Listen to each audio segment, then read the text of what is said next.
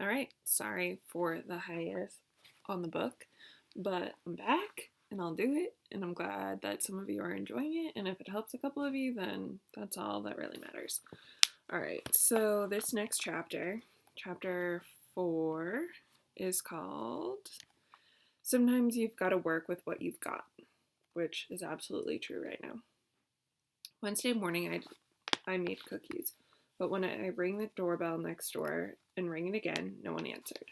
Mom said there's a lot to do when you move, and I should let our new neighbors get unpacked anyway. This morning, I wanted to try again, but the minivan was already gone when I went outside.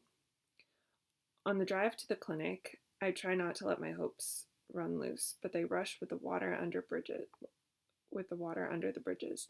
I hope the girl next door loves swimming because we have a pond a few streets away from my house, and now her house too. I hope she's not allergic to guinea pigs since I have two. I hope she's a little bit shy and likes to draw and read, and I hope she doesn't think I'm babyish to send Morse code messages. At the clinic, Mom says it's still too cold for the park. I draw sailboats bobbing on summer waves while Mom reads aloud a scene where a spell goes wrong for Harry. I catch Mrs. Frost smiling at us, and I think she's listening too. The bell above the clinic door jangles, and Mom looks up from the pages. "Hello, Elizabeth," she says to Jason's mother. "Hey, Jason." Jason doesn't move his head, but his eyes turn to me. Ah! I flinch. I know Jason can't help it, but sometimes the sounds he makes are loud and creepy. Jason wraps his communication book. "My son wants to thank you for the picture you gave him," Mrs. Morehouse says to me. "In fact, he asked me to hang it on his wall." Jason's mouth drops open. I give Jason my "I hate when my mom does that too" eye roll. He smiles and taps his book.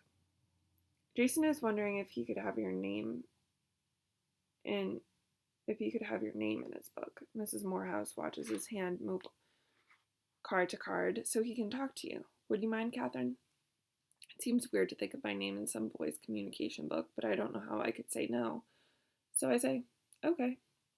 She takes a little card and pen from her purse. Watching her, I wonder how that'd feel to have to wait for someone to make a word before I could use it, and to have all my words lying out in the open, complete strangers able to walk by and see everything that mattered to me without even knowing my name.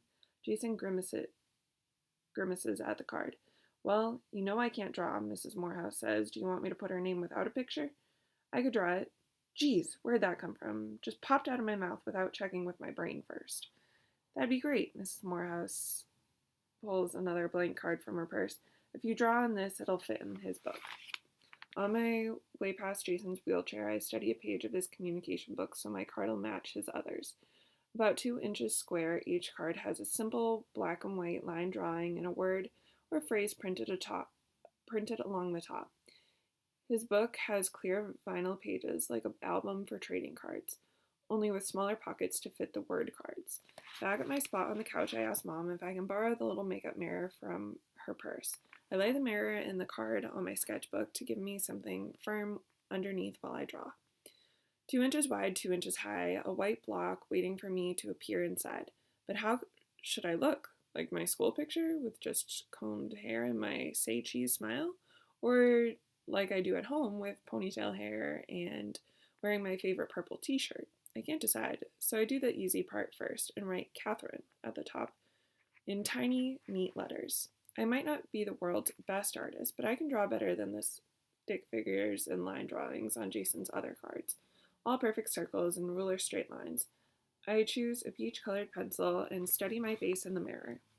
I draw the slow curve of my right cheek, sweeping down to my too pointy chin, up my other cheek, over the top of my head, and back to where my line began. I draw how I usually look, brown ponytail, blue-gray eyes, wearing my purple t-shirt. Not a perfect circle or ruler straight line anywhere.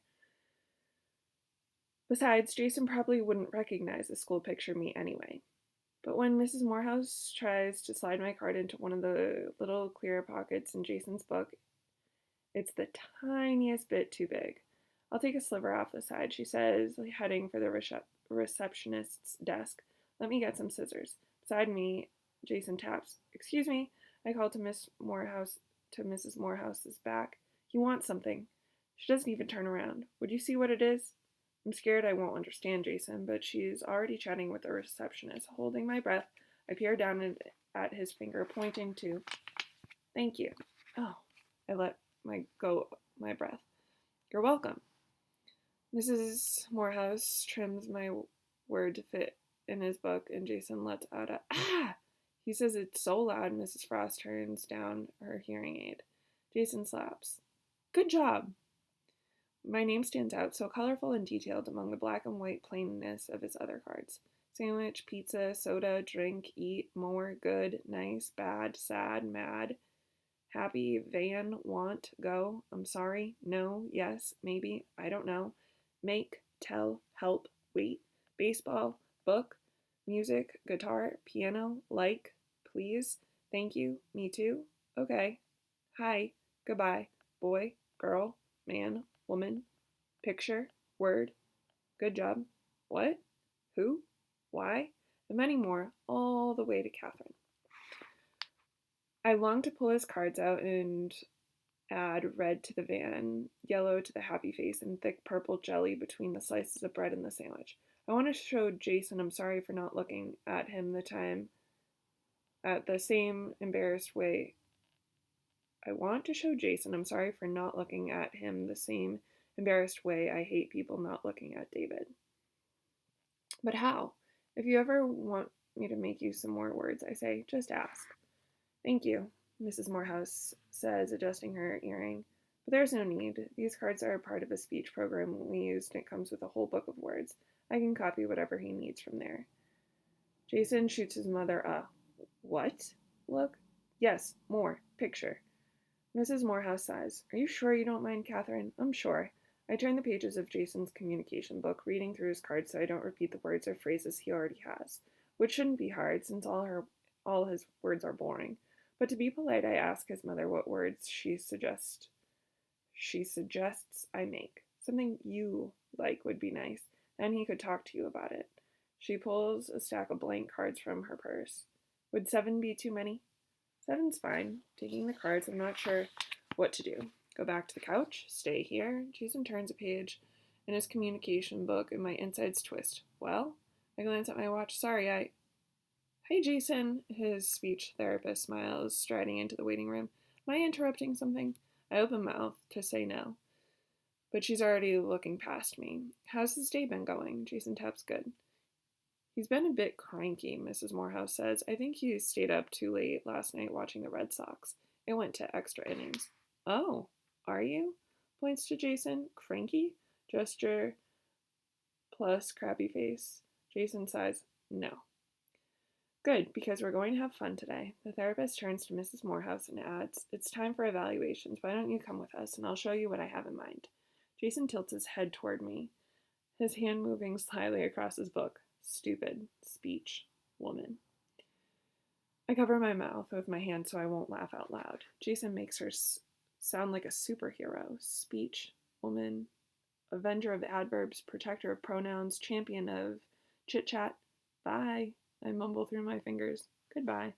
He turns his page to touch Catherine.